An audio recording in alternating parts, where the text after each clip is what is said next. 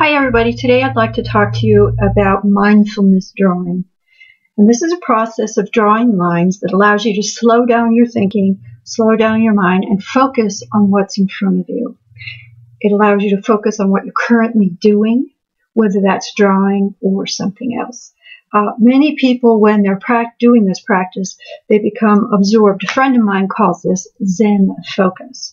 The benefits of this practice of mindfulness drawing include reducing stress, reducing tension, and reducing anxiety. I personally use it for test anxiety, and there have been times when I have used it in the middle of a test. I will do a little drawing in the margin of the test or in my test booklet. It can be used to increase focus. It may even have some health benefits, including lowering blood pressure and some of the other benefits that go along with stress reduction.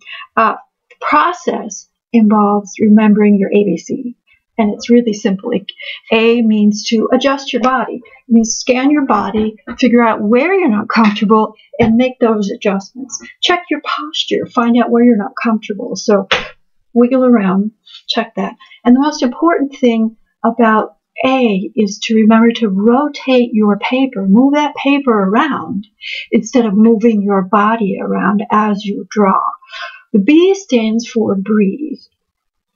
A lot of people hold their tension in their upper body, and when they get tensed up, they'll hold their breath in and forget to breathe in or out.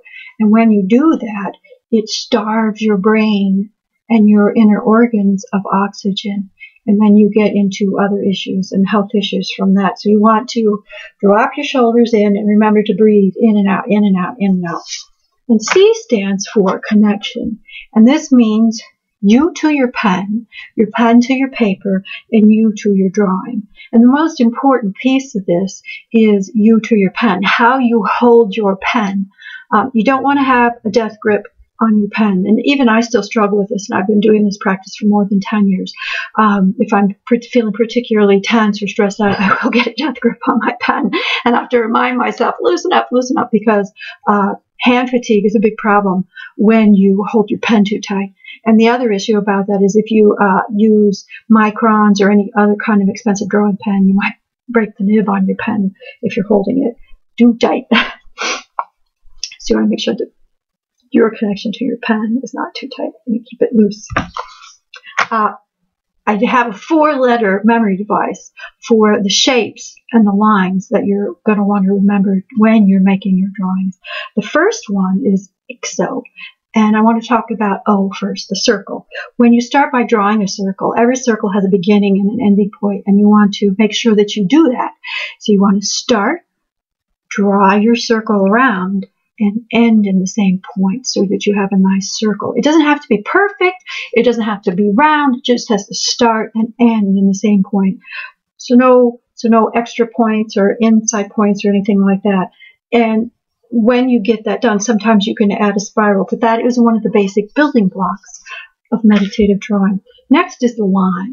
And again, a line has a beginning, a middle, and an end. It doesn't have any points. It doesn't have any skips.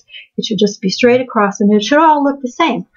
And this is the foundations for other shapes, triangles, squares, rectangles, all the shapes that form the pattern drawing, okay? And then you have the C and the S. The S is, think about an S laying on its side. It's that curvy shape. It's not like up and down like a roller coaster. So it's just like the curves to grandma's house. Up and down. So it's like up and down. And then a C would be just the C lying on its back or on its belly or on, front to back. So just gentle sorts of curves. I have some examples that I want to show you here. In this one, this is a real nice example of circles and lines together. So you can see over here in this corner all the nice squares and dots and lines. So there you have all those and the lines continuing on. And then over here in this other one, here's your circles. Okay? This one is not but lines, all sorts of lines. And you can see they're not straight. And here's another one of lines. So you can see where you could do tons of stuff with lines. And there in the middle, there's your C shapes.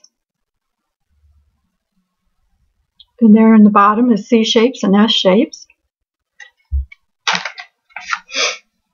Okay, so you've seen, and on drawings this small, you don't have to worry so much about moving paper.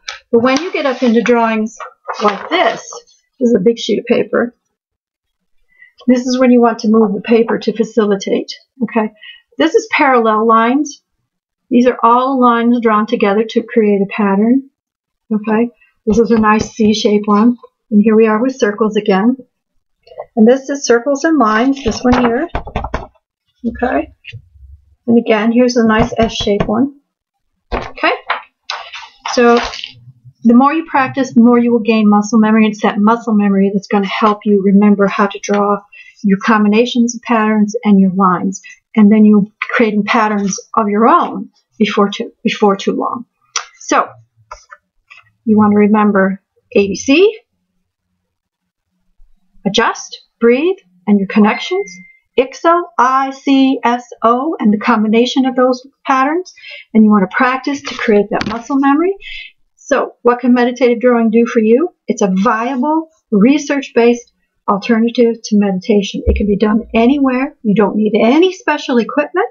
You just need a pen, a paper, and something to draw on. You can do it anywhere, anytime, and that's the best part of it. And it does help. Thanks for listening in today. Bye now.